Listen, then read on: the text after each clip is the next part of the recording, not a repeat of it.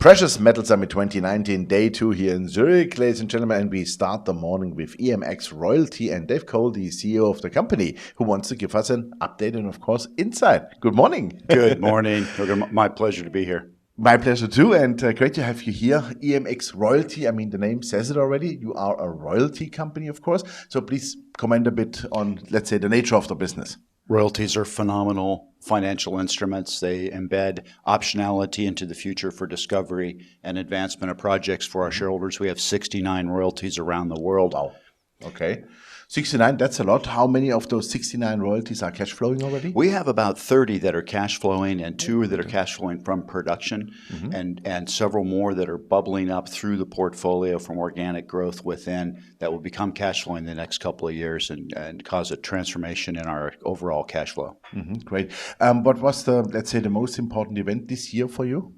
Well, we're very happy to be a royalty holder on the advancing Timok project, Europe's largest copper and gold discovery being advanced by Zhejiang Mining. That's in Serbia, right? In Serbia, that's correct, yes. They just signed a memorandum of understanding with the Serbian government, and we're delighted to be a royalty holder on that. That's a company-making asset for us. Fantastic. So when is the project in production, meaning when starts the first cash flow into your company? Yes. Because that's important, we're looking forward to that. And no, that's expected to be in 2021, according to the memorandum of understanding between Zhejiang and the government of Serbia. How much money would that mean for your So company initially, per year? as they're mining the upper high-grade zone, it'll be $2.5 million per year based upon their feasibility study that's been published. However, as they move to the deeper zones, it's a much larger deposit at depth. The lower zone, the endowment goes up substantially, and the royalty should go up substantially. Great. Is there a time limit or a cap on it, or it just goes No, on there's the not. life of mine? That's the beauty of these royalties. They tend to be in perpetuality, and we're very excited about that. Yeah, it's not capped. It's not viable. Oh, that's important. Fantastic. So they can move on for the next 30 years? Yes. Easily? Yes. Okay, fantastic. So what were the revenues this year? Meaning, have you made profit? Please give us an insight into the financials. Our top line revenue in U.S. dollars is about $5 million per year coming into the company. We expend about $7 million, fueling the organic growth of the portfolio by executing our model, which is royalty generation. We do that by acquiring prospective mineral rights around the world. For example, we're the largest mineral rights holder in Norway, the second largest mineral rights holder in Sweden. We have over 9,000 mining claims in the Western United States. We add value, sell those projects on, keep royalties on them. We've been doing that for a long time. Interesting. Yeah, that would be my next question. How do you really come on those royalties? I mean, do you have like scouts in the world who are doing that for that? Because otherwise you need to have, I don't know, 100 people running around on the fields. So our alpha is economic geology. So we have astute economic geologists that understand the business climates and the geological environments around the world. We take advantage of that by building a portfolio of exploration licenses and mining claims around the world, add value, sell them on to companies hungry for prospective mineral rights, and keep royalties on those projects. What amounts do you normally invest? Well, that's all across the gamut, and we make strategic investments up to a few millions of dollars, but we also have a lot of projects we've acquired very inexpensively that we add value to by doing that geological survey. Interesting. Okay. So what is cash in the bank now today? Oh, yes. Our cash in the bank is fabulous. Right now we're at 75 million Canadian dollars in the bank and no debt. I have as much money in the bank as we've raised in the history of the company. Wow, fantastic. And exactly from where does it come? Because I could imagine with 69 royalties you spend a lot of money, of course. So, and you said just 5 million were flowing in. So that's a bit of a mismatch. Have you sold successfully some properties? Or how do you come at that amount? Yeah, we've made some key strategic investments in our history, and we've had phenomenal success with those. And it was a recent liquidation of a strategic investment that put the cash in the bank and put us in a situation where we now have as much money in the bank as we've ever raised, as I said, in addition to exposure to over 2 million acres of mineral rights around the world. Wow, fantastic. So how does the $75 million correspond with your market cap? What's your market cap? It's about half of our market cap, which means our enterprise value so that means you get the rest for free, like that's correct. Almost. Fantastic. Let's assume you're getting more and more and more cash flowing assets, meaning more and more money is coming into the company. How about dividends?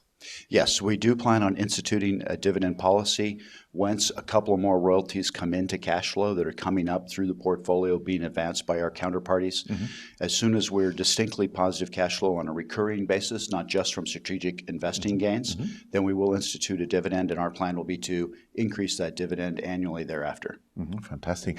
How would you rate the potential of, let's say, to make revenues, let's say in 2-3 years when Timok is also coming into the game?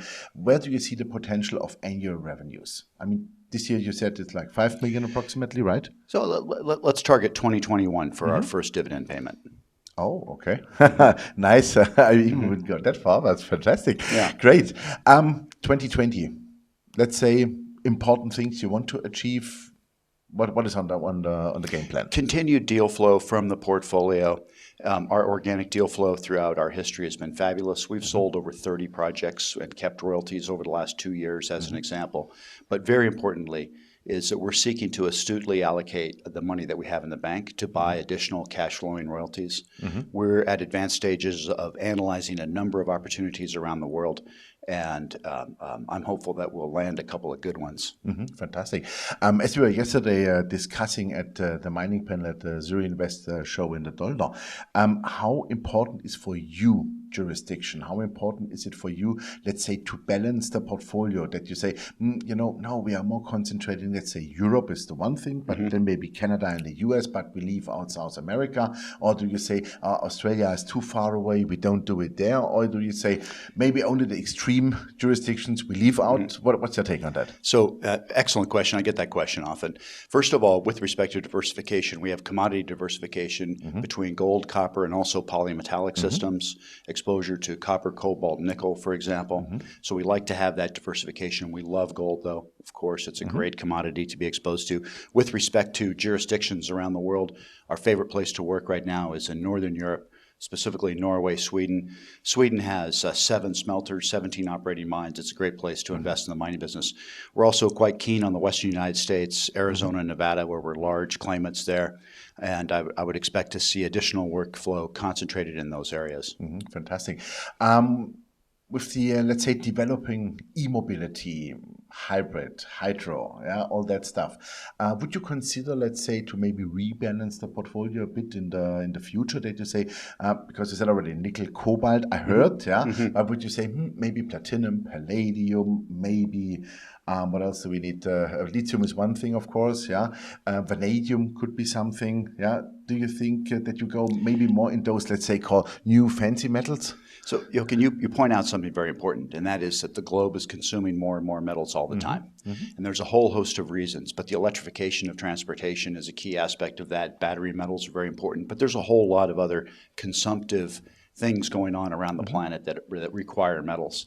And to meet that demand as prospect generators and royalty generators, we're acquiring out in front of the curve those assets, specifically targeting sulfide nickel, specifically targeting cobalt projects as 2 examples, and adding to our what we call the polymetallic aspect of our portfolio. And that's been a key driver for us. We market those to an industry hungry for prospective mineral rights and always keep a royalty. Absolutely, which is a good thing to have. That's right. If you have to make it like a cake, I would call it, what is the part of, let's say, gold, silver, meaning precious metal? What is the part of battery metals? What is the part of base metals? So, our core focus from the very beginning has been copper and gold, and we think those are great commodities to be exposed to. I expect the world to consume as much copper in the forthcoming 25 years as has ever been produced. We think it's great to be exposed to copper. We want our shareholders to be able to leverage into what we believe is going to be a very strong copper market moving forward. So that's a key aspect. Gold's a key aspect, but the other metals you mentioned as well. And if I were to divide those up into the cake, it'd be a third polymetallic, a third gold, and a third copper. So extremely well balanced, I would say. Thank you. Great. Fantastic. Well, thank you very much. That was a great insight. And I would say we look forward to the dividend. Me too. Yeah. Fantastic. Thank you very much. You. Yeah, ladies and gentlemen, it was Dave Goldie, CEO of EMX Royalties. And you heard it, 75 million in the bank. This is almost half of the market cap. So you get like the 69 royalties they have almost for free, honestly. So the company is really, really well set up. And also 1/3 in precious metals, 1/3 in base metals, 1/3 in, I call it the future metals of e-transportation. That's exactly what we want to see, well diversified into the metals, but also into the locations and countrysides. So from that side, great company, check it out. And the dividend, as we are called to him, 2021, it looks good. So thanks for watching us, and bye-bye from Zurich.